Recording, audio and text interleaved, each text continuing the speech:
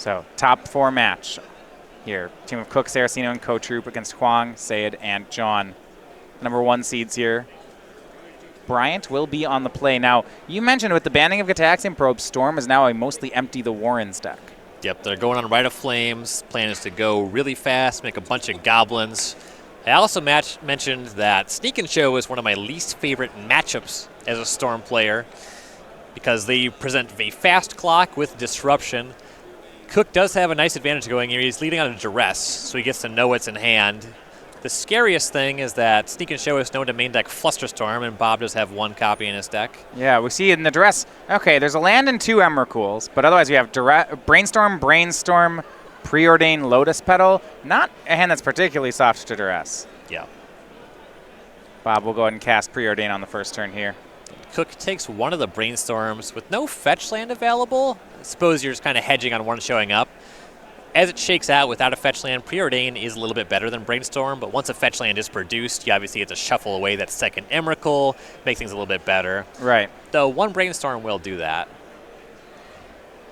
Looks like Bob has Preordained into a Flooded Strand and a City of Traders. Yeah, City's not terrible here. You may want that one. They'll go top bottom, and looks like he'll actually take the Flooded Strand. He still has a Brainstorm. Right. Okay, so he needs a fetch land to reset. He'll make Lotus Petal and then pass. And he makes the Lotus Petal because he does not want that to be hit by a discard spell, also representing that he might have drawn Flusterstorm or Spell Pierce. Brian Cook resetting. Here's Brainstorm. Looks like he has another duress in hand. Might be able to take that second Brainstorm. Unless Bob wants to cast a Petal. Or cash in a Petal, rather. Probably not worth it. Unless he was protecting a show and tell. Can't imagine that would be worth it. It is kind of the fun play, Brainstorm versus discard decks. Specifically Duress, because it can't hit Emrakul. If you have a Brainstorm, you can hide whatever you're using to cheat it into play.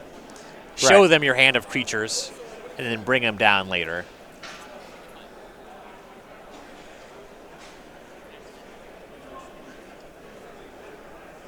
And Duress again. Yeah. The question, like I said here, is does Bob want to use the Petal to cast Brainstorm? It's a not a great situation either way. It's a 2-for-1, right? Either he uses the Petal to hide the Emrakul, or he gets it Duress, and then he has to play the game with a second Emrakul. Both ways, he's kind of losing a card. Yeah, and his draw for last turn was Gristlebrand. So the hand is Brainstorm and 3 copies of something he only wants 1 copy of, that large creature. I guess if he casts Brainstorm here, he can blank the Duress. Leave himself with only creatures and lands. Potentially. Part of the Brainstorm, what he wants it to do is shuffle away one of the creatures, though. Yeah, maybe even 2 of them. And if you're hiding spells with the Brainstorm, that means your hand's just creatures at the end of it. Yeah. It's a tough spot. I think I'm inclined to let the Duress go off. And just... Ugh, it's not great. I'm inclined to go with whatever Bob thinks the play is here. I'll defer to Bob. All right, he's going to cast the Brainstorm. So that means he has to he only actually gets to hide 1 card here. He has to redraw 1 of them. I think the card he's hiding is that Flusterstorm, though. All right, so it's a swing and a miss. Fetch land, Ancient Tomb, and 2 monsters.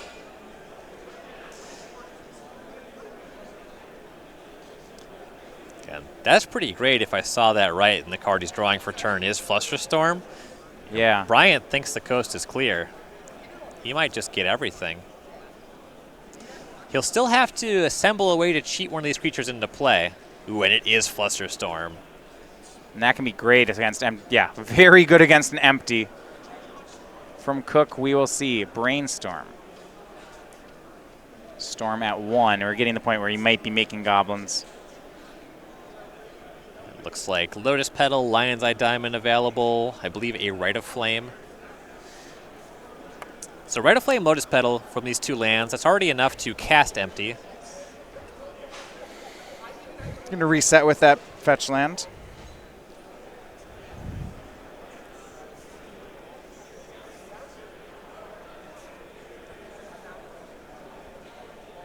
Sort of an amusing factor in the development of Storm in the post-Gataxian Probe world.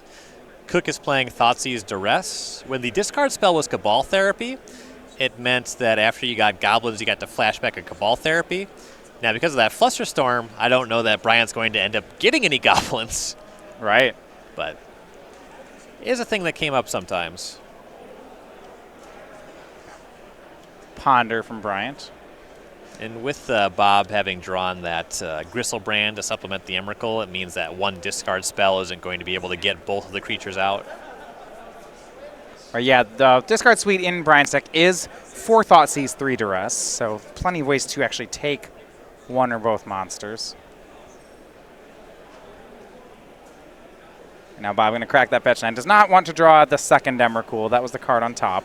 Yeah, so Bryant shuffle with the Ponder, drew his card and pass. He only has 3 cards in hand, which is not a large threshold to go off with Storm. Yeah, it's especially not. No, does he have ways to... I guess this would mean he could get to something like Ad Nauseum would be a great find. If he can build up a lot of mana. Right. Really only one land away from something like Lotus Petal, Crack Petal, cast Ad Naus. It is a matchup where sometimes you empty and then you're as good as dead on the next turn. Right. So it makes sense to try to go for a Tendrils kill. Ryan, show and tell was the draw from Bob. Hold on, he's just going to go ahead and make one. It was a great hit with that Flusterstorm in hand. Yeah, this one just gonna should resolve. be wrapped up. See which one Bob puts into play. It is Gristlebrand. Drawing extra cards is not bad. With that extra draw 7 online, with the mana available, we might see Bob even able to sneak attack an Emrakul in addition on the following And Bryant turn. can't do anything about it. So in the face of the 7/7, he picks up the cards, and Bob Huang takes game 1. It's also just true that losing Gataxian Probe diminished Storm's velocity a little bit. It's also just true that we haven't seen Bob Huang drop a game to anyone. Why would you lose? Seems foolish. Zan wanted to go for the back-to-back wins. The best part of his strategy was emailing Bob Huang and saying, "Hey, what are you doing in 2 weeks?" I will recruit an unbeatable legacy player. That way I just have to win some portions of my matches, and Julian John just has to win some portion of his matches. Well, Zan's like X1 on the day. I don't know if Bob Huang's XO. I mean, that can't actually, mathematically, that can't be true. They lost 3 times. Right. Yes. Yeah. I mean, I haven't seen it happen, but I assume it can happen. The rumor has it. Yeah, rumor has it. I don't have any confirmation. Rumor has it Bob drops games. Yeah. Let's look at the sideboards. Bob Huang's on Sneak and Show. So he's playing on Storm. He's got 4 Graph Digger's Cage. Not actually as much of a flashback deck. Don't know if I like that. The Arcane Artisans, instead of Through the Breaches, we're seeing that as his more extra copies of Show and Tell. He's got Blood Moon and Braid, Pyroclasm, Defense Grid, and Boseiju. I don't care for much of this. Yeah, the one thing I might reach for, I don't mind the Pyroclasms. Sometimes Bryant is just going to make some goblins. And then you can make him lose the game on the spot by casting Pyroclasm. All right, I can like Pyroclasm. On Bryant's side, Abrupt Decay, Xantid Swarm, Echoing Truth, Chain of Vapor, and then he has this wish board of Empty the Warrens, Grapeshot, Passive Flames, Massacre, Tendrils, Dark Petition. Boy, I could... anything? No? No, you can't fight any fights with Chain of Vapor. Once Gristlebrand's on the table, you lose. Forget about it. The game is over. When I was playing Storm, I had a couple Flusterstorms in my sideboard. Those are the only things that I brought in because you need to fight over their combo. You need to fight over their Flusterstorm. What Bryant wants to do is fire off discard spells and try to go for some kind of Storm finish. You hope that he's able to like Ad Nauseum into Tendrils. More likely it's just Goblins, but this sideboard's not really helping him do any of that. No, they're going to shuffle up for their second game. So we missed earlier in the weekend. This weekend we've been talking about the new token. Aaron Barrett was our invitational winner. With Infect back in June, and chose to be a soldier token. So didn't want to have the Infect token, respecting of Tom Ross on that one. But this one, for Elspeth's Sons Champions, a great token here, and you see this art now debuted. You can get this starting in mid-August at the Dallas Open, August 18th and 19th, and also shipped from Star City Games earlier than that. If you can't wait until then, it's July 27th, any order of at least $5. Yeah, Barrich and Tom Ross, both Louisiana players. Yeah. Wouldn't want to step on his toes there. He'd have the same crest. Part of it. Matthew Cotrupe, Brian's teammate, their last second edition, helping out though. He picks up game 1 over Julian John. Again, we might see Zan having to win his way through to the finals. Fitting. Got to beat the champ to become the champ. You know, a lot of times, I don't know, Ryan, how much you watch like pro wrestling, but if you got a guy who's this unstoppable guy, but you need him, he's got the belt, and you need him to lose the belt, what you do is you put him. No, you put him in a team match where he wins. Like you put him in a team match, but you let his partner get pinned, and then he loses the belt, and they're like, oh, what a, you know. That is just the worst storytelling I've ever heard. Well, in it's my because life. like you like need someone else to have the belt, but like you don't want this guy to seem weak. I'm saying, if Zan's truly unstoppable, the only way you can beat him is by beating both his teammates. I like the arcs where they just fire the champion. Like, you can't wrestle anymore. Someone else gets that belt. Oh yeah, I mean when the manager's in on it, you know, sometimes the manager and then like the villain are coordinating, and then they'll steal the belt. Our it's horrible. coverage colleague Cedric Phillips, of course, a huge wrestling fan. I want to say he linked a promo, and that's literally a story arc that's happening right now. They just fired the champ and made one of the GMs the champ. Yeah. Well, there's it's That's more funny. it's more complicated That's than that. funny. I don't care. That's very funny. Yeah. That makes some of the fans so mad. That's hilarious. Well, the GM has a constable right now too, but that guy's also no good. He's part of the fix. Okay. So you can report your complaints to the constable. We'll see what he thinks about it. That's fantastic. I really need to watch more wrestling. That stuff is just By the way, hilarious. he sides with the management. Oh, that's surprising. Some really great characters over the years. Looks like 6 cards here for Bob Huang.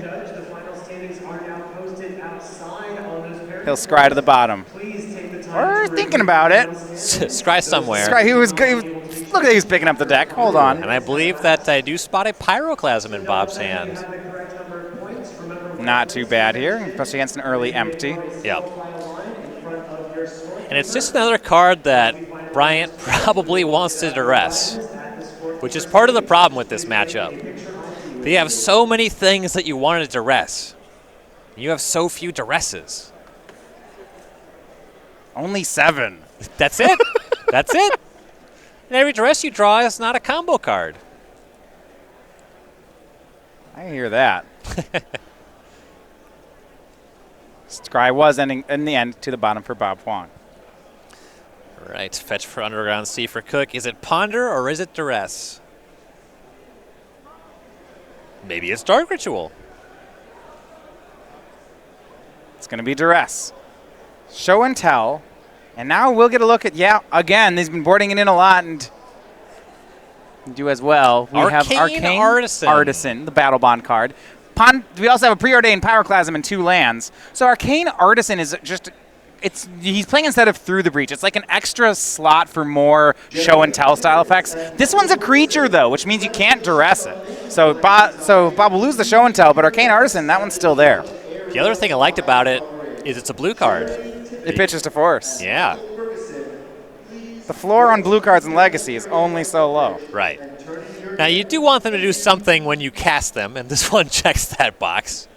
That's nice. Yeah, it's nice when they do that. Once Arcane Artisan's in play in this matchup, there's no way for Bryant Cook to remove it. Yeah, Storm not great at dealing with permanents. I'd be amazed if he boarded in Chain of Vapor or Echoing Truth. Dude, it survives Pyroclasm. Ooh, 3 toughness. What an ability. You can just cast it, and then he empties, you class him, and say, what, I still have my show and tell right here. Too easy. Just don't cast 2 Pyroclasms. Yeah, so the show and tell is an easy pick with Duress, and looks like, I want to say there's a large creature in the hand now. So Bryant will have to produce a Thoughtseize if he wants to take Arcane Artisan. Bryant knows that empty is no good, which means that likely the plan is to try to build up to an ad nauseum, try to make a big turn where you tendrils on that turn. Yeah, he's either going to Thoughtseize again or he's planning for a Tendrils. He saw the Pyroclasm and didn't take it. Notable thing about this configuration is that Cook's Past in Flames is in the sideboard. So for a Past in Flames turn, you have to Burning Wish for it, which costs quite a lot of mana. So Ryan, it's another duress from Bryant, except that the two halves of Bob's combo are both creatures. You can take the Preordain, and he will, and there's the Thoughtseize for Arcane Artisan. Okay, he does have the other half of it covered. But I was going to say, we just have creature plus creature. Maybe he's cold to it. Right. Leaving your opponent with Pyroclasm Emrakul. This is why when people sometimes have never played Legacy before, look at the format, and they're like, this is weird. Does anything ever happen in these games? You're just like, what's your hand? Well, I have Pyroclasm, and I have this 15 drop. How many lands do you have in play? 1. No one's attacking. Does he have does he have creatures? Who's no. winning? Who's winning? Tell me who's winning. No one's attacking. It's 16 to 19. The guy left at 16, so he's probably losing. 16 actually pretty relevant, as Bob did draw Sneak Attack. Okay. That's an excellent draw. Oh, yeah.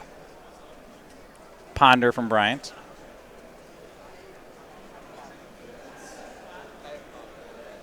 Ponder following a Brainstorm usually means you want to shuffle, unless you found a really nice one. Bryant passes. But in all this duressing and thought seizing, he's down to 3 cards. Again, he's a Storm deck. He needs material.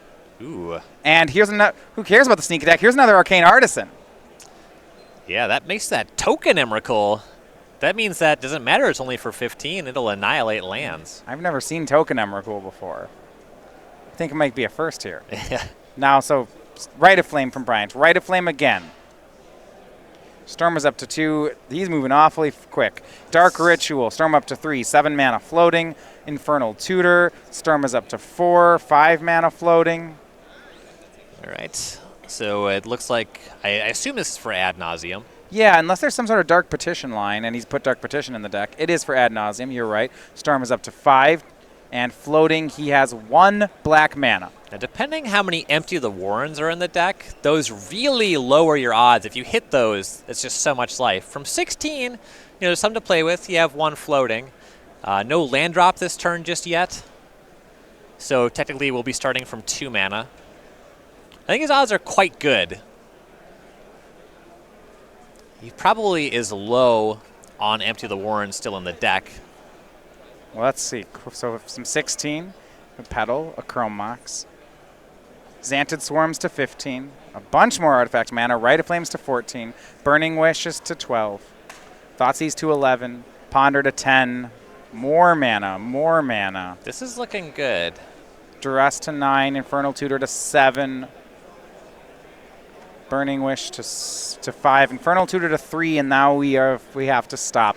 But with all this artifact mana he picked up, this seems like it should be a walk in the park. There's a ton of zeros. He has the Lion's Eye Diamond. Yeah. Storm's already at 5. Yeah, I think he has 3 Petals and a Chrome Mox and an LED. Yep. Storm's up to 9, 10. All he's got to do is make and cast is find a Tendrils. That should be easy enough. Burning Wish for Tendrils.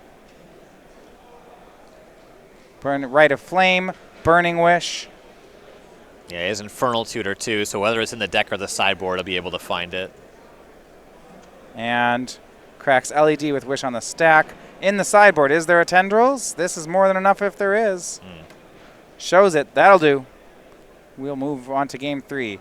It is possible. Bob Huang loses games.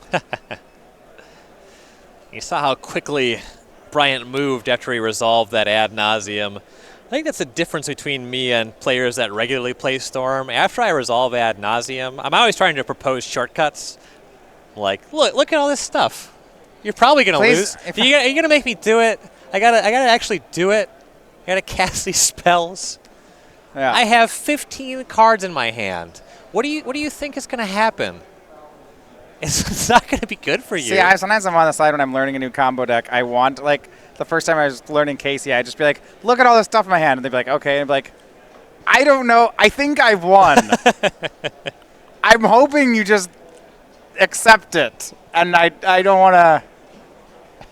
Right. I don't, Please just concede to me. I don't know what to do. Right. It's probably lethal. It's going to take me a while to figure this out. But I can continue to cast spells, and they're like mana neutral and replace themselves on cards. That seems pretty broken. I'm going to do a lot of that. You should just scoop to it. I'm going to do that, and you're probably dead. I don't know. If people are playing this deck, I think it's because you're dead now. Like, this is definitely the article I read on it seems to imply that this is definitely the part where you're dead.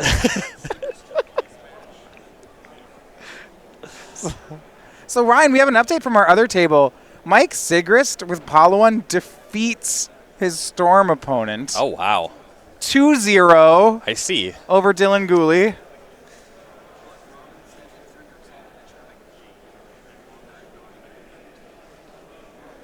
You'll have to find another win to move it on to the finals, though. Yeah, I never liked the Storm matchup playing Hollow One. To be fair, you can Burning Inquiry for that triple Thoughtseize in some of the games. Let's get all their lands. Oh, look, all your good cards.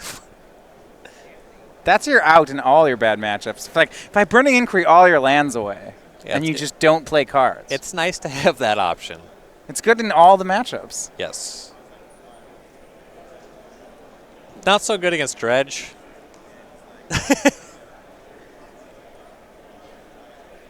Our director Taylor is a big Dredge fan.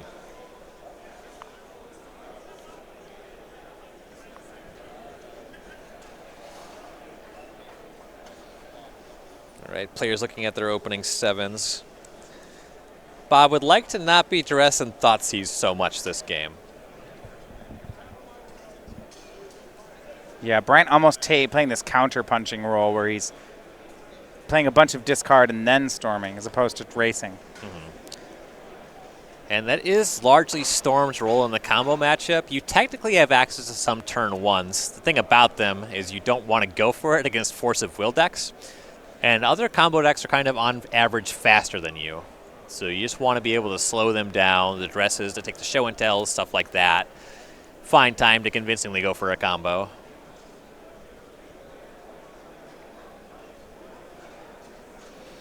We did see Bob go to 6 in game 2. He's not seeming too confident in this hand, but he just decided to keep on 7. Yeah, and then when he does, now Bryant will take a turn on 6. Storm is not a deck that's great at mulliganing. We saw in those games Cook going off from very low resource scenarios. If you can get the mana to cast the Ad Nauseam with some extra mana floating around, clearly that will be able to do the trick. But the actual Tendrils kills without doing that are really tough. Having fewer cards makes it harder to both do that and even to get to the mana threshold to cast Ad Nauseam in the first place.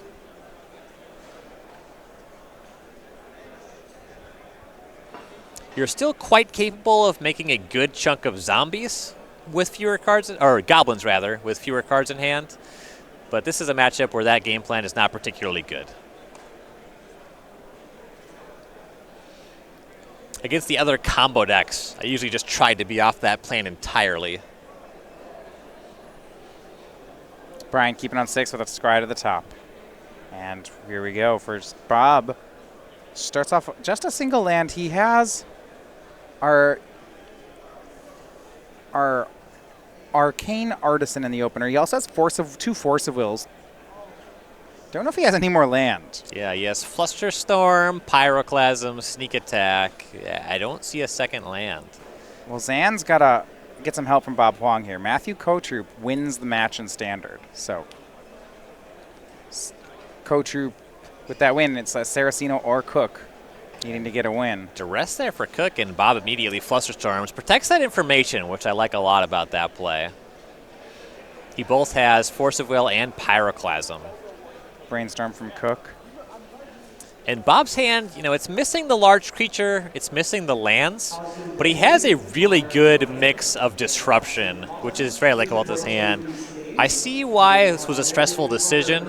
If he peels lands for the next turn, starts drawing Ponders, Brainstorms, this hand could shape up into a really explosive hand very quickly with a good mix of disruption.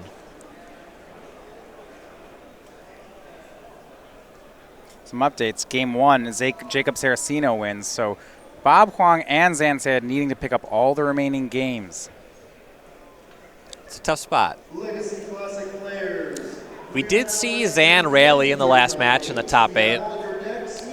This is the first time we've seen Bob lose a game, though. Thoughtseize from Brian Cook. We'll see where we're looking at.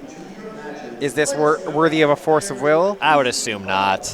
No, we have Pyroclasm, Sneak Attack, 2 Force of Wills, and we have our Arcane Artisan. And this hand is pretty tough to Thoughtseize. If you take 1 Force of Will, Bob's left with the other. If you take Sneak Attack or the Arcane Arcanist, he's left with the other. The Pyroclasm's not that inviting, and honestly, Cook's plan probably revolves around trying to go for Tendrils anyway.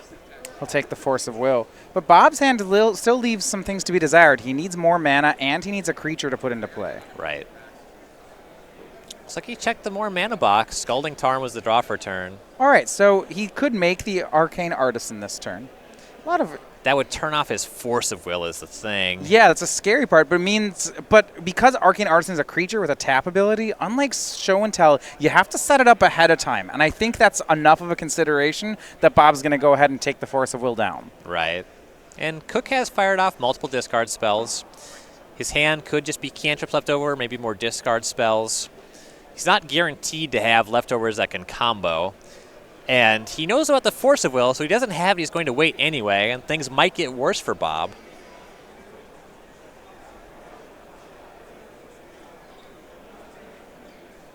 It's like a 5-card hand currently for Cook. One of the cards is Burning Wish.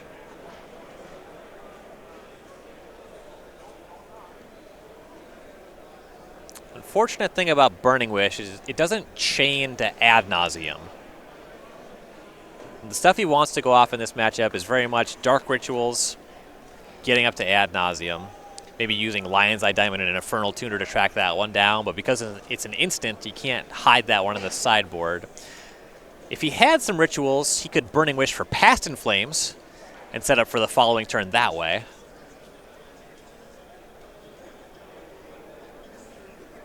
Here is Burning Wish. We'll see if that is the play. Maybe he has a discard spell on the sideboard? Okay. Well, is there too much you need to discard anymore? Right? At this point, you just hope Bob doesn't draw the creature. Yeah, I mean, you also hope he doesn't draw the blue card for the Force of Will. Sure. Finds Ponder. And yikes. And Bob probably going to sit back and hang on to the Animus activation on Cook's turn. I believe you could do that at instant speed.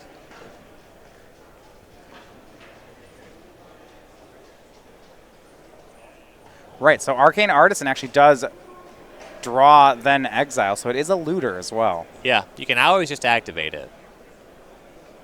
You don't have to have the creature just yet. And I do like sitting back on that, because then he can leave up Force of Will. Right.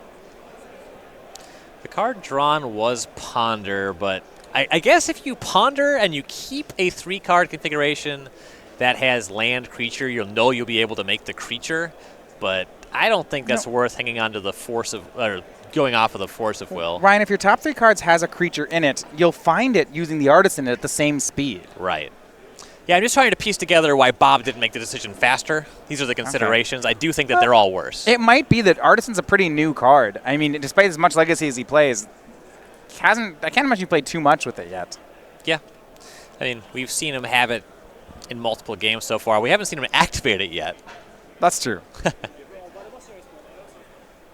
So Brian Cook spent last turn using Burning Wish, and now it looks like we might have a big turn. Here is Ad Nauseum using Lotus Petal. That's worth a Force of Will. Yeah, I'd force that. Well, first we'll loot with the Arcane Artisan. Draws Show and Tell. Probably discard Pyroclasm. Or I guess you can just Sneak Attack. Attack. Sneak Attack. Yeah, that's not doing much. So now he can get Force plus blue card, and you can keep the Ponder if he'd like. Yeah, you can, pitch that Show and Tell, and then some draws allow you to Ponder into activating the Arcanist for a creature on the following turn. And if that creature's Grizzlebrand, that can amount to having more Force of Will backup. Yeah, exiles the Sneak Attack to the Artisan, and then pitches Show and Tell to the Force of Will. And so, Ad Nauseum in the graveyard. Mm-hmm. And we know that Cook has Past in Flames, but he hasn't cast any rituals this game. So it'd be surprising if he's able to come up with a good Past in Flames turn. Ponder from Bob. There is an Emrakul in the top 3. And his top 3 is Emrakul, Grizzlebrand. if he didn't draw a land, that means he could set up for next turn keeping these. Yeah. You probably just want to keep these. It's pretty funny. He has, it was Emrakul, Gristlebrand. Ooh, and he does have land. So he has the City of Traders. He will activate the Arcane Artisan, exiles Gristlebrand, makes a Gristlebrand token. Can draw 7. And he can just sit on that draw 7, Yeah. try to draw to a Force of Will if he thinks he needs one. And that plays better around discard spells as well. Though Burning Wish plus one other card at a Storm, it's hard to imagine Cook being able to do anything meaningful on this turn. Yeah, it's Past in Flames plus a card. Right, yeah, Past in Flames.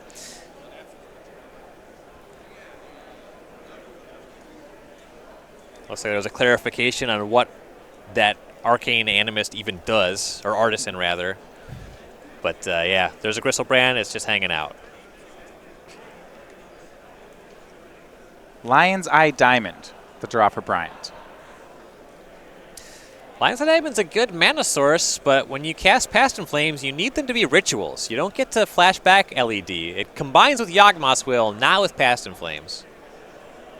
That's why they banned Yawgmoth's Will. Right. Bryant will start by casting Past in Flames. Gives all the cards in his graveyard flashback. And Bob's going to take a look at it, so will we. It's Duress. Flashback these spells I don't have mana for. Ad Nauseam, Duress, Brainstorm. I'm not that concerned on Bob's side. I mean, you can use Gristlebrand to just try to draw into a Force of Will and then